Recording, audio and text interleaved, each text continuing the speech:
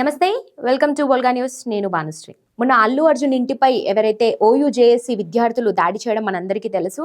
అయితే ఓయూజేఏసీ విద్యార్థులకు కూడా బెదిరింపు కాల్స్ వస్తున్నాయంటూ నిన్న ఓయూపీఎస్లో అయితే వాళ్ళు కంప్లైంట్ చేయడం అయితే జరిగింది. ఏదైతే అల్లు అర్జున్కి సంబంధించినటువంటి అనుచరులు కూడా ఫోన్ చేసి బెదిరిస్తున్నారు, మిమ్మల్ని చంపేస్తాం, ఇమీడియట్గా మీరు అల్లు అర్జున్కి క్షమాపణ చెప్పాలంటూ కూడా దాదాపు వందలాది కాల్స్ అయితే చేస్తున్నారు. అదేవిధంగా సోషల్ మీడియాలో కూడా వాళ్ళ ఏదైతే ఓయూజేఏసీ విద్యార్థుల నంబర్స్ కూడా అందులో షేర్ చేశారు. వేలాది మంది కాల్స్ చేస్తూ మాకు బెదిరిస్తున్నారంటూ కూడా ఓయూజేఏసీ విద్యార్థులు అయితే ఆగ్రహం వ్యక్తం చేశారు. అదేవిధంగా వాళ్ళు అల్లు అర్జున్ కి సంబంధించినటువంటి అనుచరుల మీద కూడా మండిపడ్డారనే తెలుస్తోంది.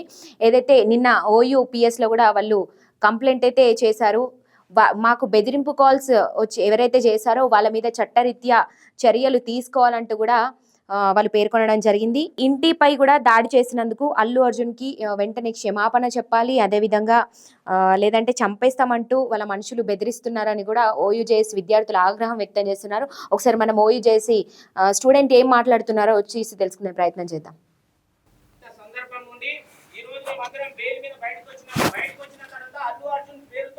అనేక మంది దాదాపు రోజు ఒక పదుల సంఖ్యలో వేల సంఖ్యలో ఫోన్ చేసి మా అల్లు అర్జున్ ని మీరు ఏ విధంగా మీరు దాడి చేస్తారు, మీరు ఎందుకు మాట్లాడతారు మా అల్లు అర్జున్ గురించి అని అనేక మంది ఫోన్లు చేస్తున్నారు. ఎందుకంటే మీడియాకు చెప్పలేని పదజాలంతో దూషిస్తున్నారు. అల్లు అర్జున్ యొక్క వాస్తవ నిజ స్వరూపాలు ఈ తెలుగు రాష్ట్రాలకు ప్రపంచానికి తెలియని ఆలోచనతోనే మేము ఎవరైతే మాకు ఫోన్ చేసిండ్రో వాళ్ళందరి యొక్క చిట్టా తీసుకొచ్చి పోలీస్ స్టేషన్ లో సబ్మిట్ చేసినాం, కేసు పెట్టినాం. అల్లు అర్జున్ గారు మీరు ఇప్పటికైనా ఆలోచన చేయండి. మీరు పెద్ద గొప్పలు గారు. ఒక బిడ్డకు న్యాయం చేయలేని సందర్భం నుండి మేము ఉస్మానియా విద్యార్థులుగా మేము వచ్చి మేము న్యాయం చేయించినాము. నీవు కక్ష సాధింపు చర్యలు తీసుకుంటున్నావు. నీకు ఎన్ని కక్షలు పెట్టినా, ఎలాంటి మందితో ఎన్ని రకాలుగా తెప్పించినా ఖచ్చితంగా నీ మీద పోరాటం చేస్తాం. బిడ్డ ఒకసారి ఆలోచన చేయి. నీ 15 మంది వస్తే నీ పరిస్థితి ఘోరంగా ఉంది. ఉస్మానియా యూనివర్సిటీ తెలంగాణ కాకతీయ ఈ తెలంగాణలో ఉండే 30 లక్షల మంది విద్యార్థులు నీ ఇంటి మీద తట్టుకోలేని పరిస్థితి. న్యాయం ఎటువైపు ఉంటే అటువైపు ఉస్మానియా విద్యార్థులు ఈ తెలంగాణ విద్యార్థులు ఉంటారు.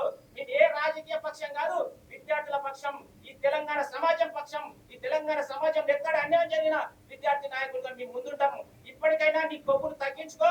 నీ అభిమానుల పేరుతో ఎవరైతే ఎక్స్ట్రా చేస్తున్నారో వాళ్ళకు నీవు సర్ది చెప్పుకో.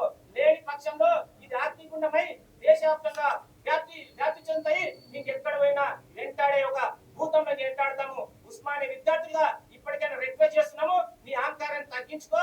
లేని పక్షంలో ఇంతకు ఫలితాలు చూడాల్సిన పరిస్థితి భవిష్యత్తులో ఉంది. సో విన్నారు కదా, ఏదైతే అల్లు అర్జున్ ఏదైతే వ్యవహరిస్తున్న తీరు కూడా చాలా యాటిట్యూడ్తో కూడుకున్నటువంటిది అంటూ కూడా చెప్తూ ఉన్నారు. మీరు ఇంత పొగరుగా ప్రజల మధ్య వ్యవహరించడం అనేది కరెక్ట్ కాదు. ఏదైతే మీరు చేస్తున్నటువంటి పని అసలు చట్టరీత్యా నేరం అంటూ కూడా ఈరోజు చెప్పడం అయితే జరిగింది. ఏదైతే మీ తరపునున్నటువంటి మీ ఫ్యాన్స్ కావచ్చు, మరి ఇతర మీ అనుచరులు కావచ్చు, ఎవరైతే మాకు ఫోన్ కాల్స్ చేసి బెదిరిస్తున్నారో వాళ్ళు అలా చేయకుండా చూసుకోవాల్సినటువంటి పూర్తి బాధ్యత మీది అల్లు అర్జున్ అంటూ కూడా ఓయూజేఏసీ విద్యార్థి అయితే మాట్లాడడం జరిగింది. అదేవిధంగా ఓయూజేఏసీకి సంబంధించినటువంటి విద్యార్థులను కొంతమంది తీసుకొని ఆయన ఓయూపీఎస్లో కూడా కంప్లైంట్ అయితే చేయడం జరిగింది. వాళ్ళ మీద చట్టరీత్యా చర్యలు తీసుకుంటామంటూ కూడా ఓయూపీఎస్లో అయితే ఆయన పేర్కొన్నారు. తమ ఫోన్ కాల్స్ ఆగకపోతే గనక వేలాది మంది విద్యార్థులతో కూడా అల్లు అర్జున్ ఇంటిని అయితే ముట్టడిస్తాం. మీ సైడు మనుషులు దాదాపు ఒక 10 మంది అయితే మా నుంచి 30 లక్షల మంది విద్యార్థులు తీసుకొని కూడా మేము ఇంటికి రావడం అయితే జరుగుతుంది.